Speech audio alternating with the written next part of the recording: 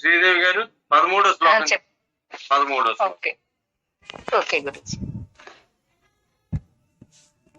రుద్రో బహుశిరా బభ్రుః విశ్వయోనిషు చిస్రవాః అమృత శాశ్వత స్థాణు వరారోహో మహాతపాః. రెండోసారి. రుద్రో బహుశిరా బభ్రుః విశ్వయోనిషు చిస్రవాః అమృత శాశ్వత స్థాణు వరారోహో మహాతపాః. సత్యకళ్యాణి గారు. రుద్రో బహుశిరా బభ్రుః విశ్వయోనిషు చిస్రవాః అమృత శాశ్వత స్థాణు వరారోహో మహాతపాః. ఇంకోసారి. రుద్రో బహుశిరా బభ్రుః విశ్వయోనిషు చిస్రవాః అమృత శాశ్వత స్థాణు వరారోహో మహాతపాః. సంతోషం, చాలా సంతోషం. శుభం. పుస్తకాలు మీ దగ్గర ఉండి చూడండి. రుద్రః, రుద్రో బహుశిరా బభ్రుః, 3 పదాలు. దాని గురించి మనం మాట్లాడుతాం. రుద్రః. రుద్రః అంటే చాలా మంది చాలా రకాలైన డౌట్లు ఉన్నాయి. రుద్రుడు అంటే భయంకరంగా ఉంటాడు, వీరభద్రుడు అని చెప్పి. రుద్రః అంటే చాలా ఆనందకరమైన వాడండి. ఎంతో ఆ పదం అలాగున్నా సరే, రుద్రః అనే పదం అలాగున్నా సరే చాలా ఆనందం కలిగించే పదం అది. దయచేసి ఆ పదాన్ని వేరుగా రుద్రాభిషేకం అంటే శివాభిషేకం అని ఎవరు అందరు. సింపుల్ లాజిక్ చెప్తున్నా. చాలా మంది శివుడికి అభిషేకం చేస్తారు, శివాభిషేకం అందరు ఏమంటారు? రుద్రాభిషేకం అంటారు. నిజం అబద్ధమా? నిజం అబద్ధమా? నిజం. కార్తీక మాసంలో మనం చేసేది రుద్రాభిషేకం అంటాం. అంటే రుద్రుని భయంకరంగా ఎందుకు భావించినాం? అంత భయంకరమైన వ్యక్తి రుద్రుడు. వీరభద్రుడు అంటే కొంచెం భయంకరమైన వ్యక్తి. చాలా భైరవుడు అంటే భయంకరమైన వ్యక్తి పురాణాల ప్రకారం. ఆయన ఒక ఏదో కారణ నిమిత్తం జన్మించాడు, ఆ కారణాన్ని పూర్తి చేశాడు, వెళ్ళిపోయాడు. కాలభైరవుడు, వీరభద్రుడు. కాలభైరవుడు ఏంటంటే ఎప్పుడూ ఉంటాడు, కానీ ఆయనకి మనం భయపడుతూ ఉండాలి. ఒక లక్షణం. వీరభద్రుడు అంటే ఒక పని నిమిత్తం వచ్చాడు. శివుడు ఆయన్ని తన వెంట్రుక నుంచి పుట్టించాడు. వీరభద్రుణ్ణి తన తల వెంట్రుక జటాజూటంలో ఒక వెంట్రుక నుంచి పుట్టించిన వాడు వీరభద్రుడు. ఇటువంటి వీరభద్రుడు ఎంత ధ్వంసం కానిస్తే దక్ష యజ్ఞాన్ని మొత్తం చీల్చి చెండాడిశాడు. వీరభద్రుడి చరిత్ర మీకు తెలిసే ఉంటుంది. వీరభద్రుడు మొత్తం దక్ష యజ్ఞాన్ని చీల్చి చెండాడిశాడు. ఎందుకంటే తన గురువు గారికి కోపం వచ్చింది కాబట్టి. ఈ గురువు గారి కోపం వచ్చేసి ఇలా వెంట్రుకు లాగి ఇలా వదిలేడు. ఆయన వీరభద్రుడు అయ్యాడు. వీరభద్రుడు చీల్చి చెండాడిశాడు. మొత్తాన్ని దక్షుడికి కూడా తల నరికేశాడు. అంటే సాక్షాత్ శివుడి యొక్క మామ. పురాణాలు ఎంత గ్రహించండి. శివుడి యొక్క మామ, పిల్లనిచ్చిన మామ. తర్వాత ఈ దక్షుడికి ఒక ఏదో ముఖం పెట్టారు లేండి, గుర్రం మోహన్ తీసుకొచ్చి పెట్టారు. అది వేరే విషయం, పురాణాల్లో ఉంటాయి. తన గురువు గారికి అవమానం జరిగిందని చెప్పేసి గురువు గారు పశ్చాత్తాప పట్టారని చెప్పేసి ఆయన యొక్క జటాజూటం నుంచి పుట్టినవాడు వీరభద్రుడు. మొత్తాన్ని యజ్ఞాన్ని అంతా కూడా ధ్వంసం చేసింది. ఆయనది భయంకరమైన రూపం, నో డౌట్ అప్పుడు. అటువంటి వీరభద్రుని ఆలయాలు మన ఆంధ్రప్రదేశ్ లో 4-5 ఉన్నాయి. ఎవరైనా చెప్తారా వీరభద్ర ఆలయాలు ఎక్కడెక్కడ ఉన్నాయో ఆంధ్రప్రదేశ్ లో? రాయచోటిలో గురువు గారు. ముఖ్యమైన ఆలయాలు చెప్పండి.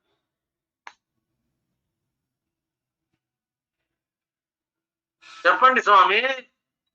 ఎవరు వెళ్ళలేదా వీరభద్ర ఆలయాలకి? శ్రీశైలంలో ఉంది కదా గురుగారు. ఇంకా శ్రీశైలంలో క్షేత్రపాలకులు కాదు, ముఖ్యమైన ఆలయం.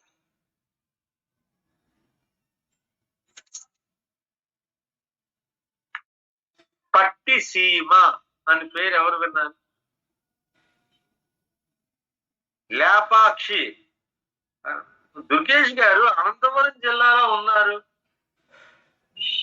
దుర్గేష్ గారు సార్ అనంతపురం లేపాక్షిలో ఉన్న దేవుడి పేరేంటి? వెళ్ళాను కానీ మీరు చెప్తే అర్థమైందండి. వీరభద్రుడు అక్కడ ఉండేదండి.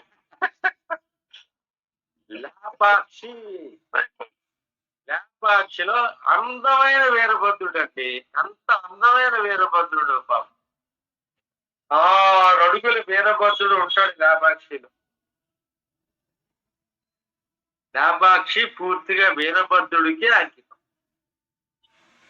అలాగే పట్టిసీమ ఈస్ట్ గోదావరిలో ఉన్న వాళ్ళకి, east Godavari district, west Godavari district లో ఉన్న వాళ్ళకి తెలియాలి. పట్టిసీమ, పట్టిసీమ, పట్టిసం అనేది వీరభద్రుడి యొక్క ఆయుధం. పట్టిసం అనేది వీరభద్రుడి యొక్క ఆయుధం. ఈ దక్షయజ్ఞాన్ని ధ్వంసం చేసి, దక్షయజ్ఞం ఎక్కడ జరిగింది అని నన్ను మీరు ప్రశ్నించాలి. ఎక్కడ జరిగింది? పురాణ ప్రకారం ద్రాక్షారామంలో.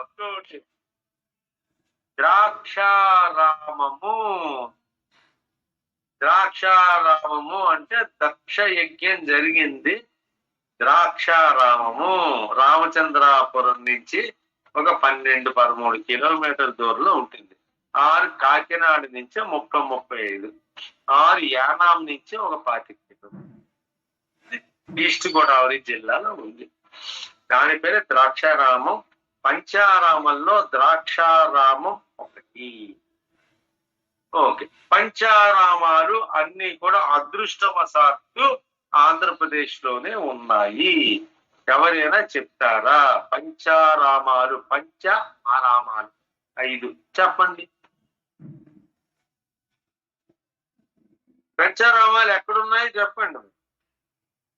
పాలకొల్లు, భీమవరం, ద్రాక్షారామం, అమరావతి, సామర్లకోట. సరిపోయింది, సరిపోయింది. ఒక్కసారి చెప్పండి, ఒక్కసారి. ద్రాక్షారామం, పాలకొల్లు, భీమవరం, సామర్లకోట, అమరావతి. అమరావతిలో ఉన్నవాడు మన ప్రస్తుతం క్యాపిటల్ మనం అనుకుంటున్నాం. పాలకొల్లులో ఉన్నవాడు క్షీరారామం, క్షీరారామం అంట. భీమవరంలో ఉన్నవాడు గునుపూడి, భీమవరం పక్కనే గునుపూడిలో ఉన్నవాడు భీమారామం. సామర్లకోటలో కుమారరామం. నెక్స్ట్ ఏంటన్నారు? భీమవరంలో భీమారామం, పాలకొల్లులో క్షీమారామం, అమరావతిలో అమరారామం. ఇంకోటి ఏంటన్నారు? నేనే మర్చిపోతాను, చెప్పండి అమ్మా. రామలగూడ కుమారరామం, రామలగూడ కుమారరామం. ద్రాక్షారామం, ద్రాక్షారామం, ద్రాక్షారామం. ద్రాక్షారామంలో దీంట్లో 3 శివలింగాలు ఎత్తులో ఉంటాయి. ద్రాక్షారామంలో శివలింగం ఆల్మోస్ట్ ఒక 60 అడుగులు ఎత్తులో ఉంటుంది. కింద దర్శనం చేసుకోవాలి, పైన దర్శనం చేసుకోవాలి ద్రాక్షారామం. అండ్ సామర్లకోట కుమారరామం కూడా 50 అడుగులు ఎత్తులో ఉంటుంది. శివలింగం 50 అడుగులు ఎత్తులో ఉంటుంది. కిందన దర్శనం చేసుకోవాలి, పైన చేసుకోవాలి. అమరావతిలో ఉన్న అమరారామం కూడా మరి అంత ఎత్తు కాకపోయినా ఒక 15 అడుగులు ఎత్తులో, 12-13 అడుగులు ఎత్తులో ఉంటుంది. దానికి కూడా పక్క నుంచి మెట్లు కట్టారు, పైనుంచి మన అభిషేకం చేస్తాం. ఈ 3 కూడా పెద్ద లింగాలు.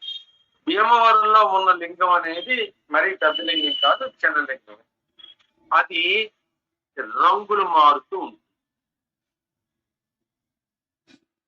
మీరు వెళ్ళి దర్శించండి. Bhimavaram west Godavari district.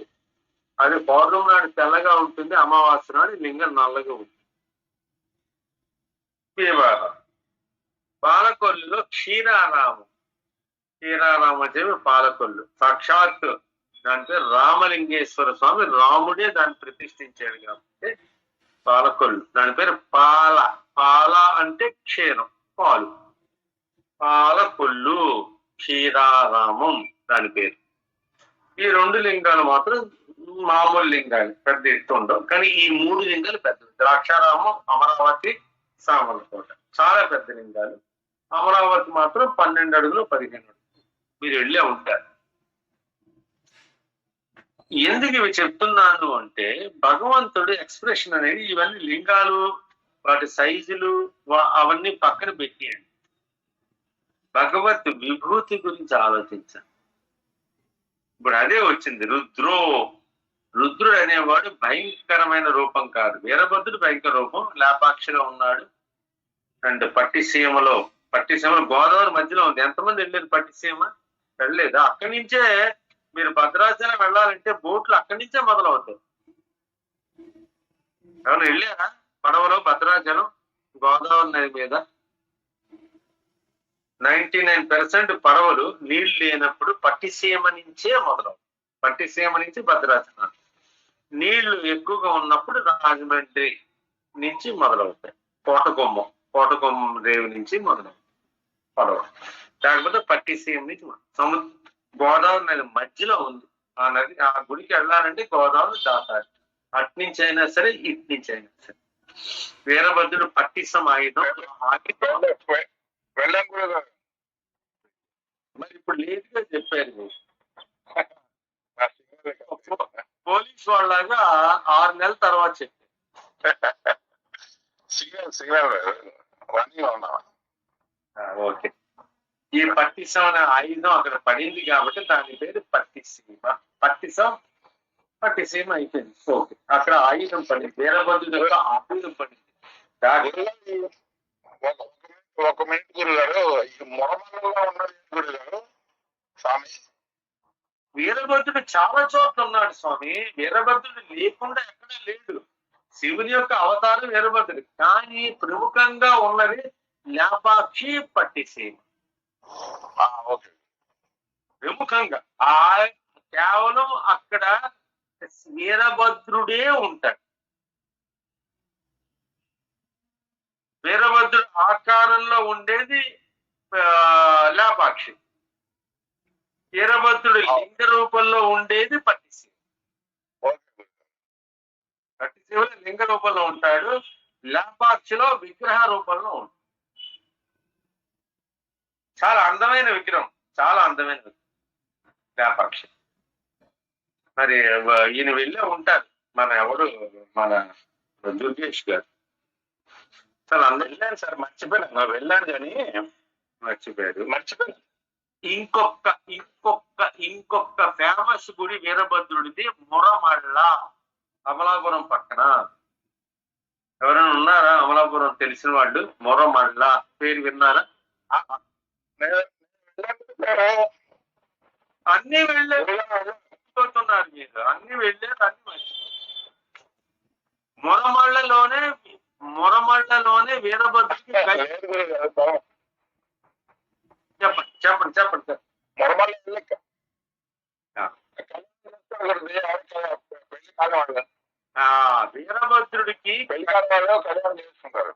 వీరభద్రుడికి కళ్యాణం జరిగే ప్లేస్ ఒకటే మురమళ్ళ. ఇంకెక్కడ వీరభద్రుడి కళ్యాణం జరగదు.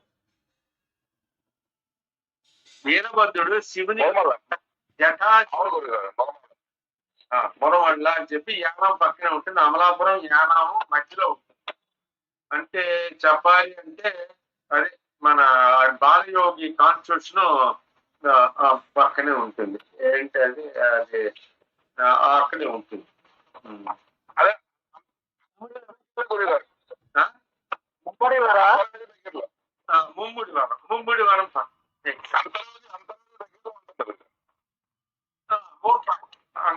దగ్గర కాకూడదు. మీరు చెప్పినట్టు ముమ్మిడివరం పక్కనే ఉంటుంది మురమళ్ళ. ముమ్మిడివరం ఆల్మోస్ట్ 5 కిలోమీటర్ల దూరంలో ఉంటుంది. సో ముమ్మిడివరం దగ్గర ఉంటుంది. ముమ్మిడివరం పక్కనే మురమళ్ళ ఉంటుంది. అక్కడ మాత్రమే వీరభద్ర స్వామికి కళ్యాణం జరుగుతుంది. ఇంక ఎక్కడ జరగదు. ఎందుకంటే వీరభద్ర స్వామి వచ్చాడు, దోషం చేశాడు, తన పని కానిచ్చేసాడు. మన నాగేశ్వరరావు లాగా వెళ్ళిపోయాడు. తర్వాత ఇంకెక్కడ వీరభద్రుడు కనబడ్డాడు. సో అక్కడ మాత్రం ఎందుకో మరి వీరభద్ర స్వామి ఆలయం ఉంది, చాలా పెద్ద ఆలయం. అక్కడ ఆయనకి కళ్యాణం జరుగుతుంది ప్రతి సంవత్సరం. వీటిని కూడా మనకు తెలుసుకోవాలి, కాబట్టి వీటి విషయాలు అప్పుడప్పుడు ప్రస్తావిస్తూ ఉంటాను నేను.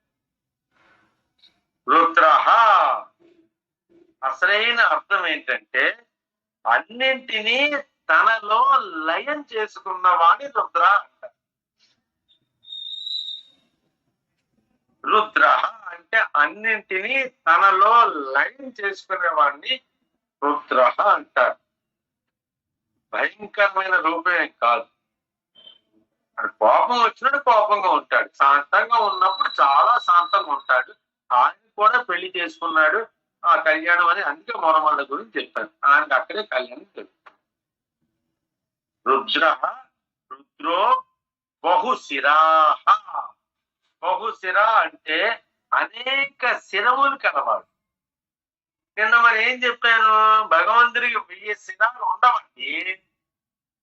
చైతన్యానికి రూపమే లేదు, ఇంకా శిరాలు ఎక్కడ వస్తాయి? సహస్ర శీర్ష పురుష సహస్రాక్ష సహస్రపాద్ అని నిన్న మనం చెప్పుకున్నాం.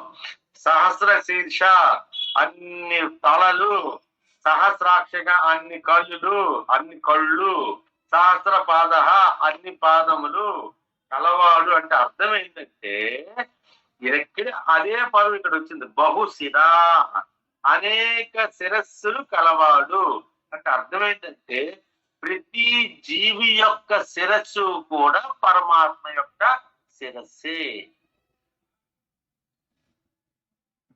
చెప్పండి, బహుశిర అంటే చెప్పండి.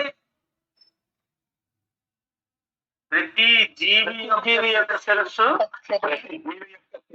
భగవంతుడే. ప్రతి జీవి యొక్క శిరస్సు భగవంతుడే. ప్రతి జీవి యొక్క శిరస్సు భగవంతుడే. శిరస్సు భగవంతుడే. ప్రతి జీవి యొక్క శిరస్సు భగవంతుడే. ప్రతి జీవి యొక్క శిరస్సు భగవంతుడే. జీవి యొక్క శిరస్సు భగవంతుడే.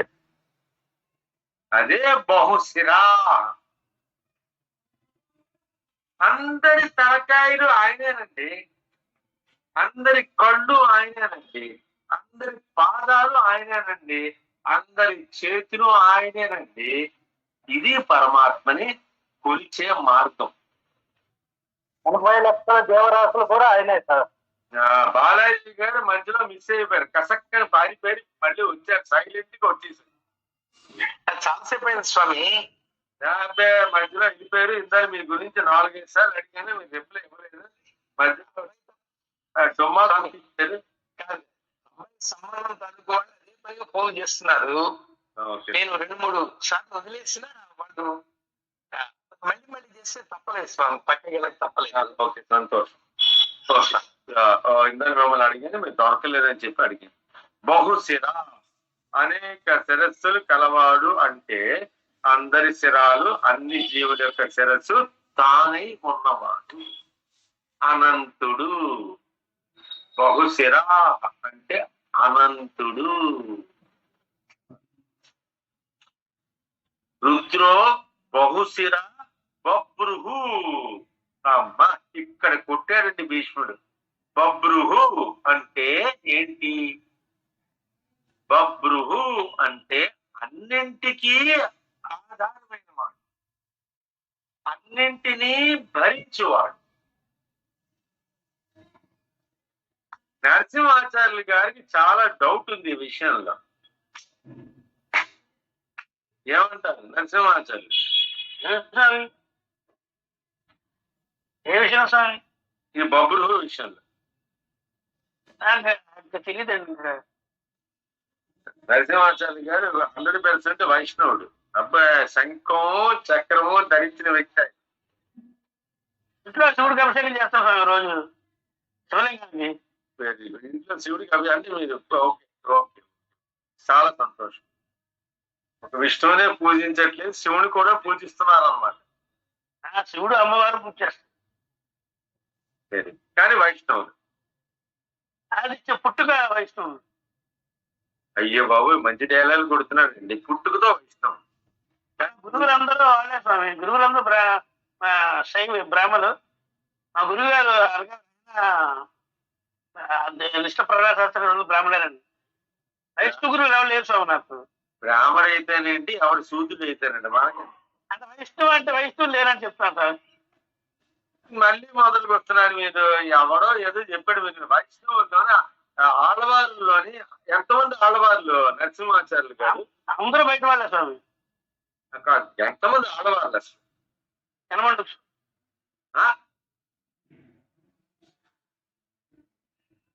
ఆడవాళ్ళు ఎంతమంది స్వామి?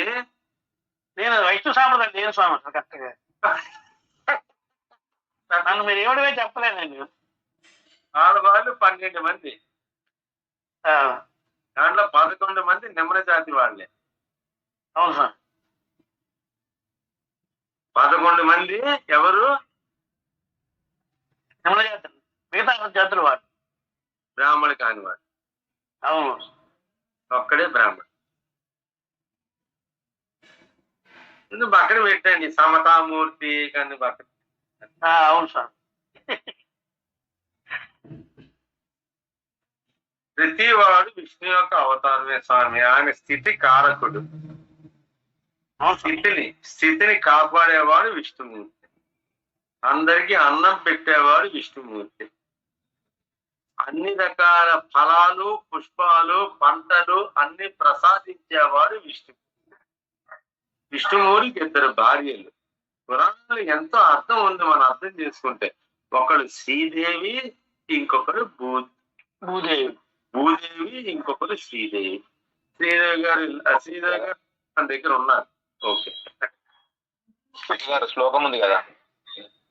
భూదేవి అంటే భూమిని భరించేవాడు. భూమి నుంచి మనకి ఏం వస్తాయండి చెప్పండి? అన్ని సస్యశ్యామం. భూమి నుంచి రాంది ఏముందో చెప్పండి. భూమి నుంచి ఏమొస్తుందో చెప్పద్దు. భూమి నుంచి రాంది ఏమిటి? అంతా అందులోంచి వస్తే అందులోంచి అలాగైపోతున్నాం సార్. భూమి నుంచే పంటలు, భూమి నుంచే ధాన్యం, భూమి నుంచే కూరగాయలు, భూమి నుంచే నీళ్లు. భూమి కాని తాను ఏదైతే భూమికి అవతల ఉన్న భాగం నుంచి ఇంకొక 4 పంచభూతాలు వస్తున్నాయి. ఆకాశము, వాయువు, అగ్ని, ఆపహ భూమి వస్తున్నది. 3 మాత్రం బయట నుంచి వస్తున్నాయి. అంటే విష్ణుమూర్తి అనేవాడు ఈ స్థితికి కారకుడు. అందరినీ పోషించేవాడు విష్ణుమూర్తి. అది ఆయన డ్యూటీ. స్థితి కారకుడు. కరెక్ట్ చెప్పారు. స్థితి కారకుడు. ఈయన పుట్టిస్తాడు. మీరు మైక్ ఆఫ్ చేసుకోండి. బ్రహ్మదేవుడు పుట్టిస్తాడు. పోషించేవాడు అంటే తల్లి పుట్టిస్తుంది, తల్లి కంటుంది, తల్లి పిల్లని కంటుంది. పోషించేవాడు తండ్రి. సింపుల్ గా అర్థం చేసుకో. అండ్ మరణాన్ని ఇచ్చేవాడు అనుకోడు, తప్పది, పొరపాటు. లయం చేసుకున్నవాడు. తిరిగి ఈ సృష్టిని, బ్రహ్మదేవుడు సృష్టించిన సృష్టిని ఈయన పోషిస్తాడు. తర్వాత శివుడు వచ్చేసి దీన్ని మళ్ళీ తనలో తను లయం చేసుకుంటాడు. దాన్ని లయకారకుడు శివుడు. వీడు ముగ్గురిని ఎప్పుడైతే మనం భేదభావంతో చూసామో అంతకన్నా పాపం అనేది ఇంకొకటి.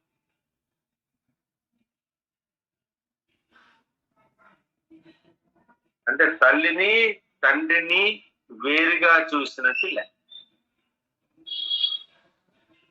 ఇద్దరిని కూడా ఒకే భావంతో, తల్లికి ఎంత రెస్పెక్ట్ ఇస్తున్నామో తండ్రికి ఎంత రెస్పెక్ట్ ఇస్తున్నాం. తర్వాత వీళ్ళిద్దరూ కూడా లయానికి కారణం అవుతారు. మళ్ళీ లయిస్తాడు. భగవంతుడు తనలో కలుపుకుంటాడు. మళ్ళీ సృష్టిని మొదలెడతాడు. మళ్ళీ పోషిస్తాడు. మళ్ళీ లయం చేసుకుంటాడు. మళ్ళీ సృష్టికి వస్తాడు. సో ఇది జరిగే ప్రకృతి. వీళ్ళని భేదభావంతో చూస్తే అంతకన్నా పాపం ఇంకొకటి లేదు. వాడు ఎవడైనా సరే.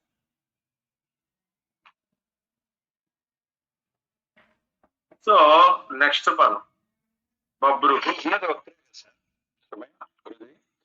ఉన్నది ఒక్కటే 3 వివిధ రూపాలు అంతే. ఎవరికి గ్రహిస్తున్నారు? గ్రహించేవాడు ఎవడు?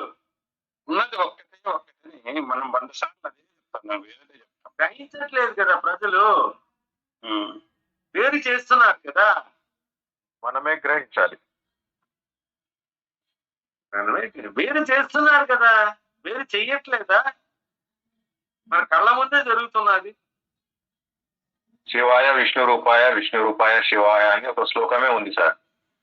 శివాయ విష్ణు రూపాయ శివ రూపాయ విష్ణవే. ఆ శ్లోకమే ఉన్నది.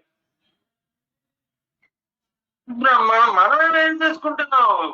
అందుకోసం ఈ ట్రూ జ్ఞానంలో అలాంటి వాటికి మనం దూరంగా ఉండాలి. మనమే వేరు చేసుకుంటున్నాం. శివుడు వేరు, విష్ణు వేరు, లక్ష్మీదేవి వేరు, సరస్వతీదేవి వేరు, అమ్మవారు వేరు. పెద్దలందరూ చెప్పేశారండి, త్రిశక్తి యాదేవి సర్వభూతేషు ఆత్మరూపేణ సంస్థిత నమస్తస్యై నమస్తస్యై నమస్తస్యై. పెద్దవాళ్ళు చెప్పేశారు స్వామి, ఇంకా మనం దాన్ని మొక్కల కింద చేసేస్తారా?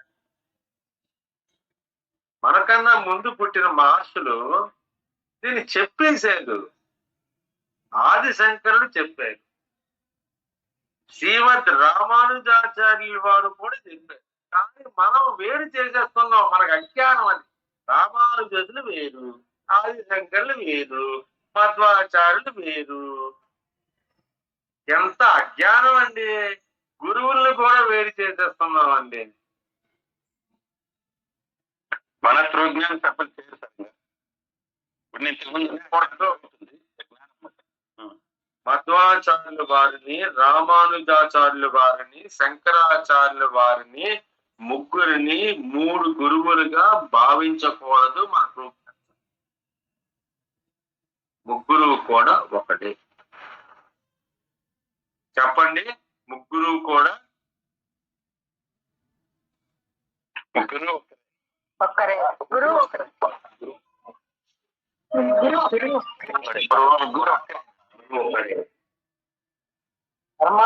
అది మధ్వాచార్యులు పరమాత్మ ఆత్మ చెప్పినటువంటి ఆచార్యుల వారు కావచ్చు, శంకరాచార్యుల వారు కావచ్చు, ముగ్గురు కూడా ఒకటే రూపము.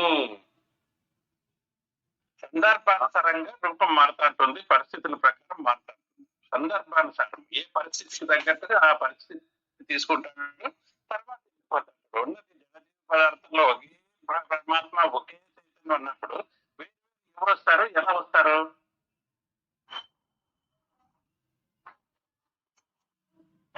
మనం ఈ సనాతన ధర్మానికి మూల స్తంభాలు వాళ్ళు. సనాతన ధర్మాన్ని పరిరక్షించబడేది ఈ ముగ్గురు వల్లే. మధ్వాచార్యులు నేను వేరు, భగవంతుడు వేరు, తప్పు లేదు. ప్రతి వ్యక్తి ఇనీషియల్ స్టేజ్ లోనే అదే పాటిస్తాడు. భగవంతుని పూజిస్తాడు, తన భక్తుడిగా ఉంటాడు, భగవంతుని పూజిస్తాడు. ఇప్పటికే మనం చేస్తూనే ఉన్నాం. నేను వేరు, భగవంతుడు వేరు. తిరుపతి వెళ్తున్నాం, నేను భక్తుణ్ణి, ఆయన భగవంతుడు. సో మధ్వాచార్యులు చెప్పిన సిద్ధాంతంలో ఎంతో విలువ ఉంది. పుట్టుకతో ఎవడో అద్వైతుడు కాదు. అది ద్వైతం. ఇమ్మీడియట్ గా పుట్టుకతోనే ఎవడో అద్వైత వేదాంతి కాదు కదా. కాడు 100% కాడు. ద్వైతం నుంచే రావాలి. మనం కాణిపాకం వెళ్తాము, అక్కడ మన వినాయకుడు దర్శిస్తాము, ఆయన వినాయకుడు, నేను భక్తుడు. తిరుపతి వెళ్తాం, ఆయన వెంకటరమణమూర్తి, నేను భక్తుడు. కాశీ వెళ్తాం, శివుడు, నేను భక్తుడు. ద్వైతం నుంచే మొదలవ్వాలి. మధ్వాచార్యుల వారు అంత గొప్పవారు. తర్వాత విశిష్టాద్వైతము.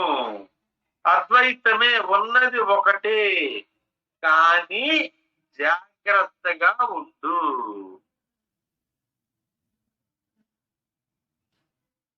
భగవంతుడికి ఇవ్వవలసిన రెస్పెక్ట్ ఇవ్వాలి. అందరినీ సమభావంతో చూడాలి, సమతగా పాటించాలి. నీకు తెలిసిన జ్ఞానాన్ని 10 మందికి పంచి పెట్టాలి. అది రామానుజాచార్యులు వారు 1000వ శతాబ్దంలో అందించిన ఇది. అందరినీ కలుపుకున్నాడు. ఆళ్వార్లో ఉన్న 12 మందిలో 11 మంది నిమ్మల జాతి వాళ్ళు మహానుభావులండి. ఈ రోజు మనం మాట్లాడుతున్న క్యాస్ట్ క్రీడ్ తీసేయాలని చెప్పి ఆయన ఆ రోజే తీసాడు స్వామి. ఏ వైష్ణవుడు దాన్ని పాటించట్లేదు, ఏ వైష్ణవుడు కూడా దాన్ని పాటించట్లేదు, మాట్లాడుతున్నాడు తప్ప పాటించట్లేదు. 3 శంకరాచార్యులు వారు వచ్చారు, ఉన్నదంతా ఒకటే స్వామి అన్నారు. ఎంత అద్భుతమైన సిద్ధాంతాలంటే 3 కూడా 3 అద్భుతమైన సిద్ధాంతాలు. అంటే అర్థం ఏంటంటే ఫస్ట్ స్టార్టింగ్ లోనే భగవంతుని గౌరవించాను. భగవంతుడు వేరు, నేను వేరు. కొన్నాళ్ళు పోయిన తర్వాత నేను భగవంతుడిలో అంశ, అంటే పూర్ణంలో మధ్యలో ఉండే నేను భగవంతుడి యొక్క అంశ. మనం అంటుంటాం కదా రుద్రాంశ సంభూతుడు ఆంజనేయుడు అంటుంటాం కదా. భగవంతుని యొక్క అంశ ఒక వ్యక్తిగా వ్యక్తం అవుతాడు, అది విశిష్టాద్వైతం. హనుమంతుడు రుద్రాంశ సంభూతుడైన హనుమంతుడు అంటాం కదా, రుద్రుడే హనుమంతుడిగా ఒక రూపంలో వ్యక్తం అయ్యాడు, అది విశిష్ట అద్వైతం. అద్వైతం ఒకటే. రాములు అని ఏం చేశాడు ఆంజనేయ స్వామిని, ఆంజనేయ నువ్వు నేను ఒకటే స్వామి అన్నాడు రాముడు. అది అద్వైతము, రెండోది లేదు. ఈ మూడింటిని కూడా అర్థం చేసుకుని వెళ్ళాలి. మనమే మొక్కలు చేసేస్తే పక్కన ఉన్నవాడు ఎన్ని మొక్కలు చేయడండి, వాడు దీన్ని 10 మొక్కలు చేస్తాడు. మనమే 3 మొక్కలు చేస్తే ఇంకొకటి దీన్ని 10 మొక్కలు చేస్తాడు. ఆస్కారం మనం ఇస్తున్నాం. ఇప్పుడు ప్రస్తుతం ఉన్న గురువులందరూ కూడా అదే చేస్తున్నారు. మన ధర్మాన్ని మనమే మొక్కలు చేస్తున్నాము. మనం 3 మొక్కలు చేస్తే వాడు 10 మొక్కలు చేస్తాడు. ఎందుకంటే గురుజీ మనం ఇంత అధ్వాన స్థితిలో ఉంటాము, అందరి దగ్గర ఐకమత్యం ఉంది, మన దగ్గర ఐకమత్యం లేదంటే ఇదే పరిస్థితి. 10 మొక్కలు చేస్తానండి, అంతా ఏం నవ్వుతారండి. భగవం పువ్వులు ఏమిటి, పళ్ళు ఏమిటి, ఉత్సవాలు ఏమిటి, పండగలేంటి, ప్రతి వారు మనం విమర్శించేవాడే. కానీ ఒక ప్రశ్న అడిగారు, పిచ్చి వెధవా, మేము చేస్తున్న ఉత్సవాల వల్ల, మేము చేస్తున్న పండగల వల్ల మీరు బతుకుతున్నారా అయినా అవును అడగలడా? వినాయక చవితి వచ్చిందంటే ప్రతి వ్యక్తి కూడా, ప్రతి సనాతన ధర్మాన్ని ఫాలో అవుతున్నాను కూడా కనీసం 500 రూపాయలు ఖర్చు పెడతారు. 500 రూపాయలు ఒక 5 మందికి వెళతాయి. పువ్వులు ఒకటి దగ్గర కొంటాం, పళ్ళు ఒకటి దగ్గర కొంటాం, పత్రం ఒకటి దగ్గర కొంటాం. దసరా వచ్చింది అనుకోండి 1000 రూపాయలు ఖర్చు పెడతాం. కార్తీక మాసం వచ్చింది అనుకోండి 4-5 వేలు ఖర్చు పెడతాం. ఈ డబ్బంతా ఎక్కడికి వెళుతున్నది? 10 మందికి వెళుతున్నదండి. నీ దగ్గర ఉన్న 4000 రూపాయలు కార్తీక మాసంలో 10 మందికే పంచి పెడుతున్నావు. అది కర్మ సిద్ధాంతం. వినాయక చవితి వస్తే 1000 రూపాయలు ఖర్చు పెడుతున్నాం, విగ్రహానికి ఖర్చు పెడుతున్నాం. బొమ్మ తయారు చేసిన వారికి కనీసం డబ్బు ఇస్తున్నాం, 100-150. పళ్ళు కొంటున్నాం, పత్రి కొంటున్నాం, మామిడాకులు కొంటున్నాం, తమలపాకులు కొంటున్నాం, వక్కలు కొంటున్నాం, అరటిపళ్ళు కొంటున్నాం. 10 మందిని మనం అట్లీస్ట్ ఎంతో కొంత డబ్బులు ఇస్తున్నామా లేదా? అదే కర్మ సిద్ధాంతము. మన దగ్గర ఉన్న డబ్బుని 10 మందికి ఏదో ఒక రూపంలో, పండగో పబ్బమో ఉత్సవమో పంచి పెడుతున్నావా లేదా? అందుకే ఇన్ని పూజకి పంచి పెడుతున్నాము, శ్రాద్ధానికి పంచి పెడుతున్నాము, పూజకి పంచి పెడుతున్నాము, శ్రాద్ధానికి పంచి పెడుతున్నాము. ప్రతి దానికి చచ్చిపోయినా సరే డబ్బు ఖర్చు పెడుతున్నాం, ప్రతి పండక్కి డబ్బు ఖర్చు పెడుతున్నాం. ఈ డబ్బు అనేది 10 మందికి పనికి వస్తున్నదా లేదా? 10 మందిని పోషిస్తున్నదా లేదా? అది కర్మ సిద్ధాంతము. కర్మ సిద్ధాంతం ఉండాల్సిందే. కర్మ సిద్ధాంతం మనం బైపాస్ చేయలేము. ఎందుకంటే 10 మందికి మనం ఎంతో కొంత డబ్బు పంచి పెడుతున్నాం. కర్మ సిద్ధాంతం లేకుండా మనం ఉండగలమా? లేదు. అలాంటి కర్మ సిద్ధాంతంలో ఉంటూ మనకి ఎంత వీలైతే అంత డబ్బు ఖర్చు పెడుతూ, ఎంత వీలైతే అంత ఎంత వీలైతే అంత మెల్లిగా జ్ఞానంలోకి వెళ్ళి ఆ తర్వాత ఇది ఏది శాశ్వతం కాదు అని చెప్పి బయట ఎంత అందంగా చెప్పారండి సనాతన ధర్మం. భక్తి జ్ఞాన వైరాగ్యం. భక్తి ఉన్నప్పుడు ఏదో దేవుడిని పట్టుకుంటాం, పూజిస్తాం, ఈ కర్మలు చేస్తాం, పూజలు చేస్తాం, పురస్కారాలు చేస్తాం, వ్రతాలు చేస్తాం, నోములు చేస్తాం, వచ్చిన వాళ్ళకి జాకెట్ ముక్కలు పెడతాం, వచ్చిన వాళ్ళకి చీరలు పెడతాం, వచ్చిన వాళ్ళకి అగ్గిపండు ఇస్తాం, వచ్చిన వాళ్ళకి తాంబూలం ఇస్తాం. భక్తి. అక్కడి నుంచి జ్ఞానం, అక్కడి నుంచి వైరాగ్యం. ఎంత అందంగా డిఫైన్ చేశారండి. ఇంతకన్నా క్లియర్ గా డెఫినేషన్ ఎవరు ఇవ్వగలరు?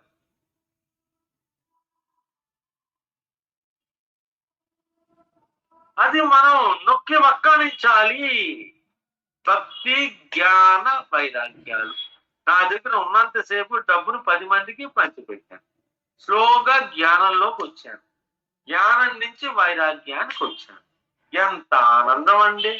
ఎంత హైలీ డిఫైన్డ్ మెకానిజం.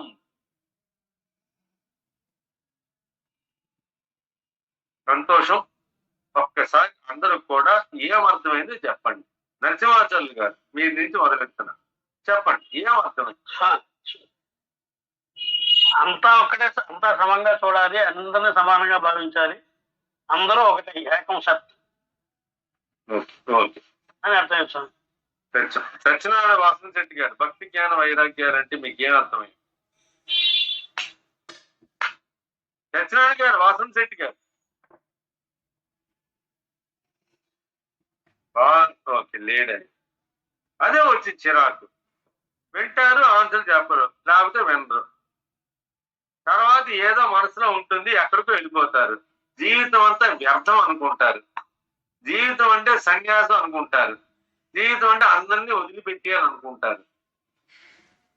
చచ్చిపోదాం అనుకుంటారు.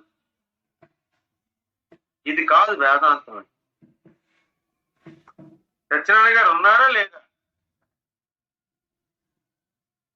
గురుగారు కుషాంగులు ఒక్కొక్క చోటు వస్తున్నారు, ఒక్కొక్కరిని అడుగుతాను.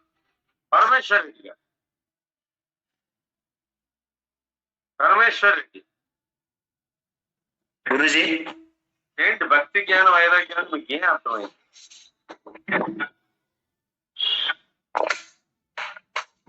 భక్తి అంటే అపారమైన నమ్మకం గురుజీ. పాత విషయాలు చెప్తున్నారు, కొత్తగా వెళ్ళలేదు. నమ్మకాన్ని భక్తి అన్నది. పాత విషయాలు చెప్తున్నారు. పరమరాజు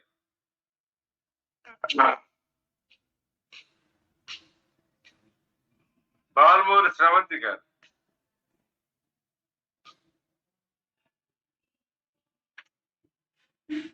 శివోహం గురువు గారు.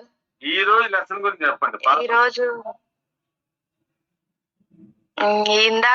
ఇందాక మీరు చెప్పినట్లు కర్మ సిద్ధాంతం వల్లనే మెల్లిగా భక్తి స్టార్ట్ అవుతుంది, తర్వాత జ్ఞానం వస్తుంది, తర్వాత వైరాగ్యం ఏర్పడి ఆధ్యాత్మికం అలవాటు అవుతుందని అర్థమైంది సార్. కర్మ సిద్ధాంతం అంటే ఏంటి? మీరు వినాయక చవితి చేస్తున్నప్పుడు ఖర్చు పెడుతున్నారా లేదా? 500 ఖర్చు పెడుతున్నాను గురువు గారు, పెడుతున్నాం గురువు గారు. పువ్వులు ఒకటి దగ్గర కొంటారు, బొమ్మ ఒకటి దగ్గర కొంటారు, ఇంకోటి దగ్గర పళ్ళు కొంటారు, లేకపోతే ఒక ఫోటో కొంటారు, ఒక బొమ్మ కొంటారు, ఒక బ్రాహ్మణుని పిలుస్తారు.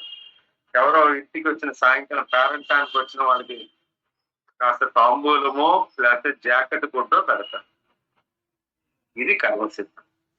అంటే మీ దగ్గర ఉన్న 500-1000 రూపాయలు 10 మందికి పంచిపెట్టడం అర్థం. ఎంత వీలైతే అంత ఇతరులకు పంచిపెట్టడం. ఎంత వీలైతే అంత. అది కర్మ సిద్ధాంతం గొప్పతనం. అక్కడి నుంచి జ్ఞానం ఉదయిస్తుంది. ఇవన్నీ చేస్తున్నాను, బాగానే ఉంది.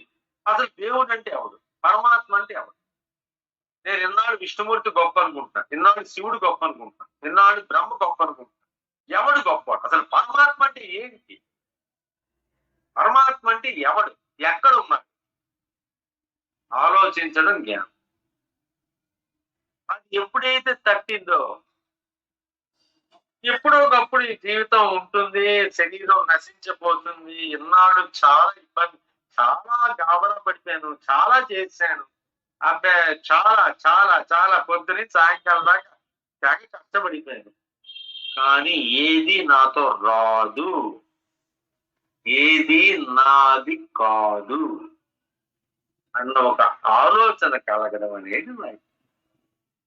మనం ఒక నిమిత్త మాత్రులమే అని అనుకొని జీవించాలి ప్రతి క్షణం. ఇమ్మీడియట్ గా కాదు, కానీ ఇది ఒక పద్ధతి ప్రకారంగా జరిగితే జీవితం ఆనందంగా ఉంటుంది. రేపు పొద్దున కష్టం వచ్చినా, నష్టం వచ్చినా, లాభం వచ్చినా, డబ్బు వచ్చినా, ఏది వచ్చినా సరే ఓకే, వచ్చింది సంతోషం, రాలేదు సంతోషం. అది సనాతన ధర్మంలో మనకు తెలియకుండానే కర్మ చేస్తున్నాం, జ్ఞానాన్ని చేస్తున్నాం, వైరాగ్యాన్ని చేస్తున్నాం. మనకి తెలియకుండానే చేస్తున్నాము, ఇది అని తెలియటం లేదు. ఈ రోజు మీ ద్వారా ఇవన్నీ మన కృజ్ఞాన సభ్యులు ఇది ఫలానా విచక్షణ పూర్వకంగా తెలుసుకుంటున్నారు. థ్యాంక్ యూ గురించి, thank you very much. Thank you చాలా బాగా చెప్పారు. కానీ ఎప్పుడు ఆనందంగా ఉన్నట్టు, అది వస్తే వచ్చినప్పుడు అవును గురించి, ఆనందంగా ఉన్నట్టు హాయిగా. అవును గురువు గారు, ఇవన్నీ మాకు కూడా కెమిస్ట్రీ జరుగుతున్నాయి కానీ చెప్పడానికి ఎక్స్ప్రెస్ చేయలేకపోతున్నాను. నేను కూడా నాకు కూడా నాకు తెలుసు, అందరికీ విషయాలు తెలుసు, కొత్త విషయాలు నేను చెప్పట్లేదు. నేను ఎక్కడ ఆకాశం నుంచి విషయాలు తెచ్చి మీకు చెప్పట్లేదు అమ్మా. అన్ని అందరికి తెలిసిన విషయాలే, కానీ దాని అనుభూతి పొందాలి, దాన్ని అనుభూతి పొందాలి. గురుగారు, నేను 3 రోజుల నుంచి ఈ ఆలోచనలో ఉన్నాను. ఈ ఆలోచనని మీరు ఈ రోజు ఈ వాక్యంతో ఖండించారు గురుజీ. నేను 3 రోజుల నుంచి ఇదే సందేహంలో ఉన్నాను. మీరు ఈరోజు చెప్పిన వాక్యంతో నాకు కరెక్ట్ గా క్లియర్ అయింది గురుజీ. ఇది విషయం ఉంది, అందరికీ కానీ ఉంది, అది మీరు చెప్పడం వల్ల కొద్దిగా అవగాహన లేదు. దాని అవగాహన కాదు, అనుభూతి పొందండి. పుస్తకాల్లో దొరుకుతుంది జ్ఞానం, 10 మంది వింటాం, 10 మంది లెక్చర్లు ఇస్తుంటారు, వింటాం, జ్ఞానం కలుగుతుంది. అనుభూతి పొందాలి, కర్మని అనుభూతి పొందాలి, జ్ఞానాన్ని అనుభూతి పొందాలి, వైరాగ్యాన్ని అనుభూతి పొందాలి. ఇది లేకుండా అంటే కొంచెం ఇబ్బంది అన్నది పరమాత్మ అర్థం కాదు. నాగేశ్వరరావు గారు పీత, నాగేశ్వరరావు పీత. గురువు గారు, ఈ రోజు బుద్ధుడు గురించి అద్భుతమైన వివరణ వచ్చింది గురుగారు. అలాగే బొబ్రు అంటే కూడా వివరణ వచ్చింది గురుగారు. ఈ మూడింటిని ఎలా అనుసంధానం చేయాలి? జ్ఞాన, భక్తి, వైరాగ్యాలు. మన సనాతన ధర్మం చెప్పేది మొత్తం అదే గురువు గారు. మనం ఆల్రెడీ చేస్తానే ఆచరిస్తానే ఉన్నాము, కానీ ఈ రోజు దాని విప్లవకరంగా తెలుస్తున్నాం. ఇక మీదట మన ఆచరిస్తున్నది అనుభూతి పొంది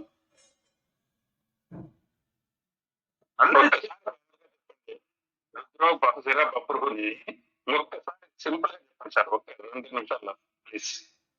చెప్తాను, మీరు అడిగే చెప్తాను. రుద్ర బహుశిర బభ్రుహు. రుద్ర అన్నింటినీ తనలో విలీనం చేసుకునేవాడు. సింపుల్.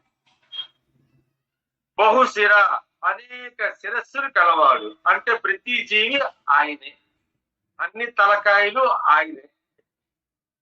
బభ్రుహు అన్నింటినీ భరించేవాడు, అన్నింటికీ ఆధారమైన వాడు. చాలు, ఈ 3 ముక్కలు చాలు. అన్నింటినీ తనలో విలువ చేసుకునేవాడు, అన్నింటిగా వ్యక్తమయ్యేవాడు, ఎన్నో రకాల తలకాయలుగా, ఎన్నో రకాల జీవులుగా వ్యక్తమయ్యేవాడు అతడే. అన్నింటినీ విలీనం చేసుకునేవాడు అతడే. బభ్రు అన్నింటికి ఆధారమైన వాడు కూడా. ఇంకేముంది, ముగ్గురు వచ్చేసాడు, బ్రహ్మ వచ్చాడు, విష్ణువు వచ్చాడు, శివుడు వచ్చాడు. అద్భుతం, అద్భుతం. ఈరోజు విశ్లేషణ అద్భుతం, ఈ 3 అద్భుతమైన విశ్లేషణ ఈరోజు. ఈ 3 ముక్కలు కాదు. రుద్ర, బహుశిర, బభ్రు అన్నింటినీ లైన్ చేసుకుంటాడు. అన్నింటిగా తానే వ్యక్తం అవుతాడు. అన్నింటినీ భరిస్తాడు. ఇంతకన్నా పరమాత్మ ఏం చేయగలడండి? ఇంకేముందండి, ఉన్నదంతా ఒకటే. మన పుట్టించిన వాడు ఆయనే, తీసుకెళ్లేవాడు ఆయనే, పోషించేవాడు ఆయన. పోషించేవాడు ఆయనే, ఉన్నంత కాలం పోషించేవాడు ఆయనే. మనం దాని మొక్కలు చేసేసి ఈయన బ్రహ్మ, ఈయన విష్ణువు, ఈయన శివుడు. ఆధారం అంటేనే పుట్టించడం కదా. అంతే కదా. మనం ఎందుకు వేడి చేసుకుంటున్నాం? ఆధారమైనవాడు ఆయనే, ఆధారమైన వాడు, ఆధారభూతుడు, ఆధారభూతుడు ఆయనే. బతికి ఎన్నాళ్ళు మనం ఉండడానికి, మన లైఫ్ అంతా ఉండడానికి ఆధారభూతుడు కూడా ఆయనే. తిరిగి లయం చేసుకునేది ఆయనే. సృష్టి స్థితి లయం. ఇంతకన్నా భగవంతుడు ఇంకో రకంగా ఎలా చెప్పగలమమ్మా?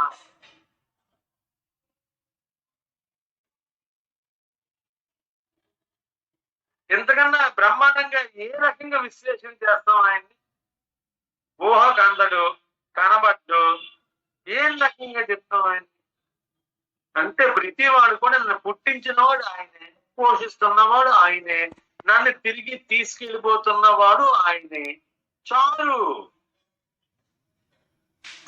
అప్పుడు మృత్యు అంటే భయం ఎందుకు ఉంటుంది? ఎందుకు భయం? అంటే చెప్పండి. అన్ని రోజులు హ్యాపీగా ఆనందంగా ఉండడమేనండి ఆయన తలంచుకొని. అంటే ఒకటి కోరుకోవాలి, బాబు తీసుకెళ్ళిపోరా బాబు, పద్ధతిగా తీసుకెళ్ళు బాబు అని కోరుకో. అంతవరకే కోరుకోవాలి.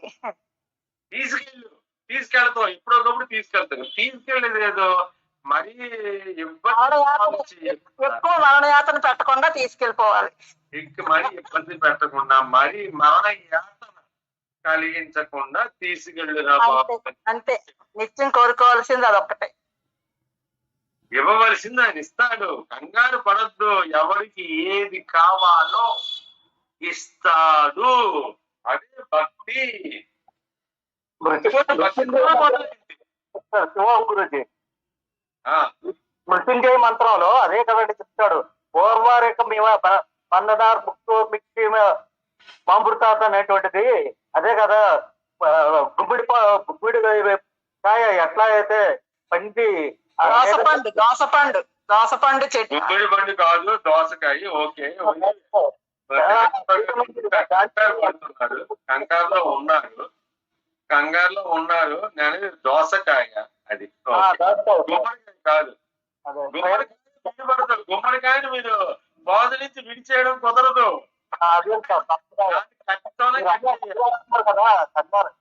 ఓకే, ఇప్పుడు అది కాదు విషయం. మీరు గ్రహించవలసింది ఒకటే, పుట్టించిన వాడు ఒకటే, పోషించిన వాడు ఒకటే, తీసుకెళ్లేవాడు ఒకటే. వాడు ఎవడో కాదు, నేనే. ఏంటి? నేనే. చెప్పండి.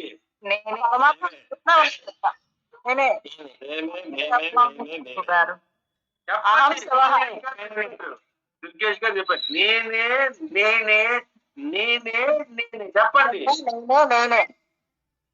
నేనే శివోహం అదే కదండి. పుట్టించిన వాడు నేనే, పుట్టిస్తున్నవాడు నేనే, తీసుకెళ్తున్నవాడు నేనే.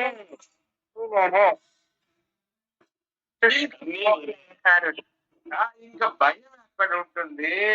ఇబ్బంది ఎక్కడ ఉంటుంది? కోపం ఎక్కడ ఉంటుంది? అన్నిటి నేనే అనుకున్నప్పుడు ఇంకా ప్రాబ్లం ఏంటండి? ఇవన్నీ రావాలంటే అహం వేయాలి కదా గురువు గారు.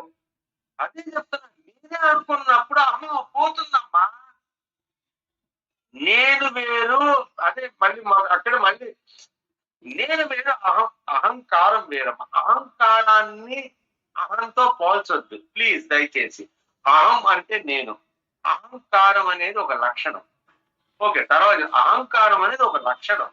అహం అన్నది మాత్రం నేను. అహం బ్రహ్మాస్మి, నేను బ్రహ్మ. అహంకారం అనేది జీవుడికి ఒక లక్షణం. తానే, నేనే, నా వల్లే అన్నది అహంకారం. నేను అన్నది అహంకారం కాదు. అది భగవంతుని మొదటి నామం అని చెప్పి. అది నేను మొదటి నుంచి చెప్తాను. భగవంతుడిని మీరు తెలుసుదలుచుకుంటే భగవంతుడు ఒక మొదటి నామం నేను. రాముడు పుట్టినా కృష్ణుడు పుట్టినా నేను అంటాడు. రాముడు కూడా నేననే అంటాడు, కృష్ణుడు కూడా నేననే అంటాడు.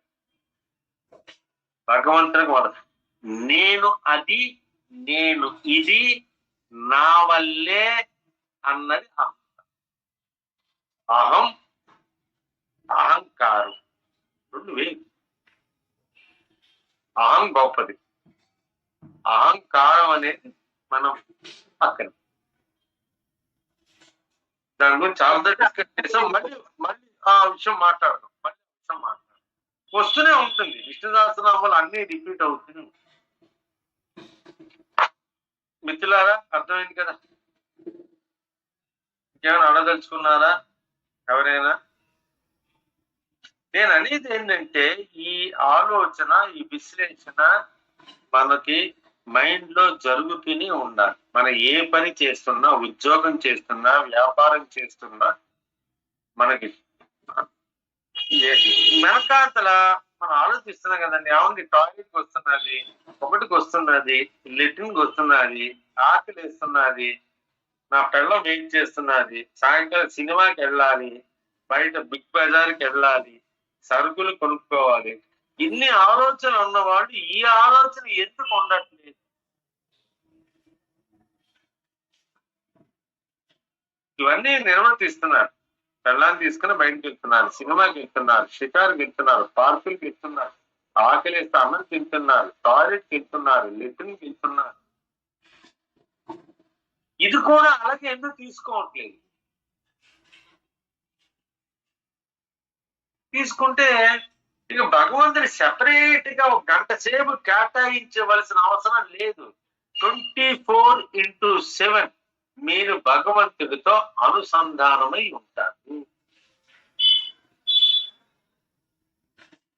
24/7 అది కాదు. అందుకే ఈరోజు పెట్టాను నేను కొన్ని. దాని వెనకాల అంతరార్థాన్ని అర్థం చేసుకోండి. 24/7 మీరు భగవంతుడితో అనుసంధానం.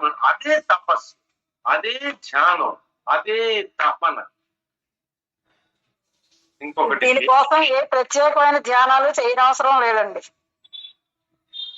ఎందుకండి ధ్యానం? నాకు అర్థం కాదు.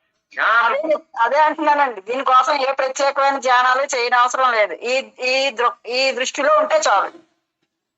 తల్లి ఎలాగైతే పిల్లవాడి ఎక్కడున్నా సరే వంట చేస్తున్నా, బట్టలు ఉతుకుతున్నా, బట్టలు ఆరేస్తున్నా, ఇల్లు తుడుస్తున్నా, ఇల్లు గుడ్డ పెడుతున్నా సరే ఒక కన్ను అనేది పిల్లడి మీద ఉంటుంది. పిల్లవాడి మీద, బిడ్డడి మీద తల్లి కన్ను ఎలాగైతే ఒక కన్ను అక్కడ ఉంటుంది, కానీ తన పంచాయతీ చేసుకుంటూ ఉంటుంది. వాడు పడుకున్నాడు, ఉయ్యాలు ఉన్నాడు, లేచాడా, టైం ఎంత అయింది, వాడు పాలు పట్టాలా, ఎలాగైతే తల్లి దృష్టి పిల్లవాడి మీద, బిడ్డడి మీద ఉంటుందో అలాగే భగవంతుడి యొక్క దృష్టి కూడా భక్తుడి మీద ఉంటుంది. అది నమ్మడమే భక్తి.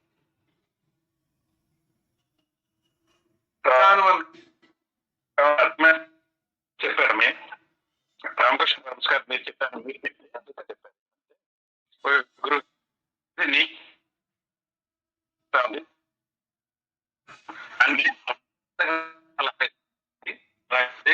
భర్త సలహా ఇస్తుంది, పిల్లల సలహా ఇస్తుంది. కానీ ఆమె దృష్టి దంచే రోకల మీదే ఉంటుంది, ఏళ్ల మీదే ఉంటుంది. ఒక్క క్షణం కూడా మిస్ అయితే రోకలు వచ్చి ఏళ్ల మీద పడిపోతుంది. కానీ ఆమె అన్ని కూడా మాత్రము రోకలు ఏళ్ల మీదే ఉంటుంది. ఆ విధంగా మనం ఎన్ని పనులు చేస్తున్నా మన దృష్టి అంతా భగవంతుని మీదే ఉండాలి. అది అసలైన ధ్యానం. గాలిని బంధించి హటించే గారడి పని లేదు, మాధవ మధుసూదన. ఆ పదాలు అర్థం చేసుకోండి. కానీ మాధవ మనస్సుని చిలికేవారు. మాధవ అంటే ఏంటి?